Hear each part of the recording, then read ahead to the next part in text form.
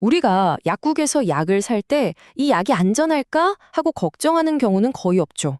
그런데 말이죠. 우리가 이렇게 당연하게 여기는 안전 기준들이 사실은 끔찍한 비극, 특히 어린아이들의 희생 위에서 만들어졌다는 사실 알고 계셨나요?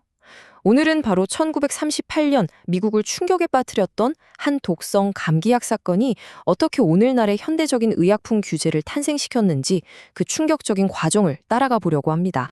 자, 먼저 시간을 아주 멀리 19세기와 20세기 초로 거슬러 올라가 보죠.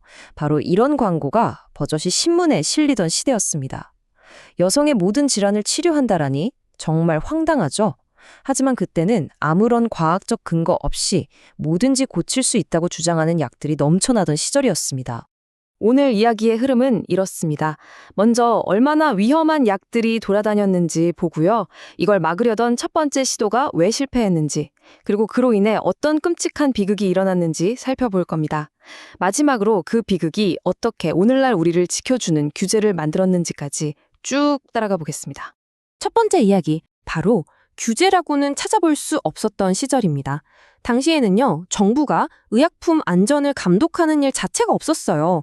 그야말로 서부 개척 시대처럼 먼저 만들어서 파는 사람이 임자였죠. 온갖 위험한 물질들이 기적의 치료약으로 둔갑하던 때였습니다. 정말 말 그대로 누구나 약을 만들어 팔 수 있었어요. 전국을 떠돌아다니는 메디신 쇼 같은 곳에서는 서커스 같은 공연으로 사람들을 홀린 다음에 효과도 불분명한 약들을 팔았죠. 근데 더 큰 문제는 그 성분이었어요. 주 성분이 뭐였냐면 알코올은 기본이고요. 모르핀, 아편, 심지어 코카인까지 들어있었습니다. 마약 성분이 들어있으니 당연히 일시적으로는 효과가 있는 것처럼 느껴졌겠죠?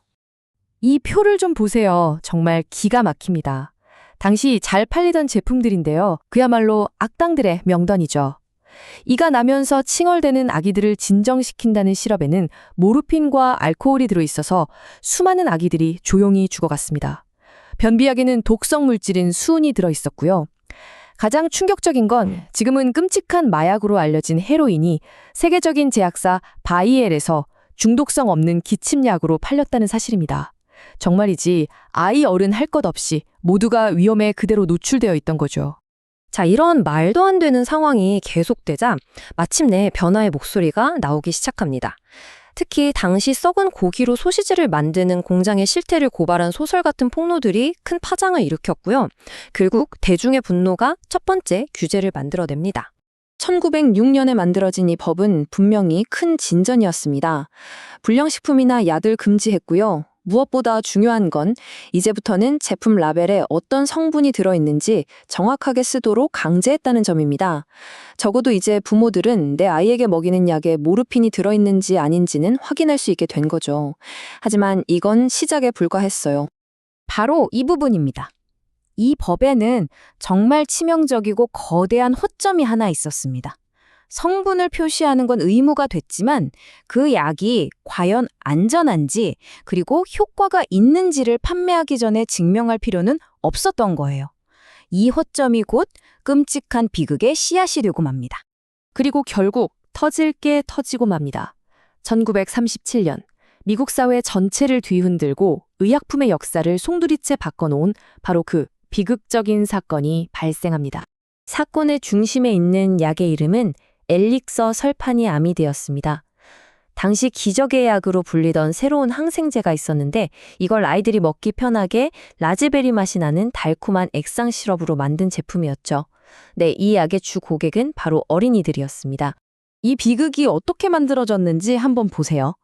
회사는 알약으로만 나오던 신약을 액체로 만들고 싶어 했죠. 그러려면 약 가루를 녹일 용매가 필요했는데 그들이 선택한 게 뭐였냐면 바로 디에틸렌 글리콜이라는 물질이었습니다. 이게 뭐냐면 자동차 부동액의 주성분으로 쓰이는 맹독성 공업용 용제입니다. 그런데 더 소름 끼치는 건 뭔지 아세요?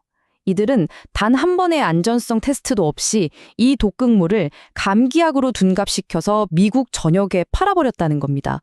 그 결과는 정말 참혹했습니다. 여기 보이는 숫자, 100 이상. 이게 바로 희생자의 수입니다. 100명이 넘는 사람들, 그리고 그 대부분은 어린 아이들이었어요. 아이들은 이 약을 먹고 극심한 고통 속에서 신장이 녹아내리며 서서히 죽어갔습니다. 부모들은 그저 아이 감기 빨리 나으라고 약을 먹었을 뿐인데 그게 사실은 맹독이었던 거죠. 바로 이 지점에서 당시 미국 사회는 거대한 분노와 혼란에 빠졌습니다. 아니, 분명히 의약품을 관리하는 법이 있었는데 어떻게 이런 끔찍한 독극물이 합법적으로 약국에서 팔릴 수 있었냐는 거죠. 상식적으로 이해가 안 가잖아요? 이 걷잡을 수 없는 대중의 분노는 마침내 거대한 변화를 이끌어냅니다. 비극이 어떻게 우리를 보호하는 시스템으로 바뀌게 되는지 그 과정을 살펴보겠습니다. 이게 바로 그 충격적인 진술입니다. 제조사는 법적으로 아무런 잘못이 없었어요. 왜냐하면 1906년 법은 안전성 검사를 요구하지 않았으니까요. 그들은 라벨에 디에틸렌 글리콜이라는 성분을 정직하게 표기했고 효과에 대해서도 거짓말을 한 게 없었습니다. 다시 말해 그들은 법의 테두리 안에서 완벽하게 합법적으로 독약을 판 셈이었습니다. 정말 화가 나는 일이죠. 이 타임라인을 보면 비극과 변화 사이의 관계가 명확하게 보입니다. 1937년에 사건이 터지고 전국적인 스캔들이 되자 들끓는 여론에 의회는 불과 1년 만인 1938년에 완전히 새로운 법을 통과시킵니다. 그리고 FDA는 이 새로운 법이 주어지자마자 그 강력한 권한으로 실명인의 사망을 유발하던 또 다른 위험한 다이어트 약의 판매를 즉시 중단시켜버리죠. 자, 이 슬라이드가 오늘 이야기의 핵심입니다. 두 법의 차이가 한눈에 들어오죠. 옛날 법이 그저 성분을 잘 써라는 수준이었다면 1938년에 나온 새 법은 완전히 달랐습니다. 이제 기업은 물건을 팔기 전에 먼저 이게 안전하다는 걸 정부에 증명해야만 했습니다.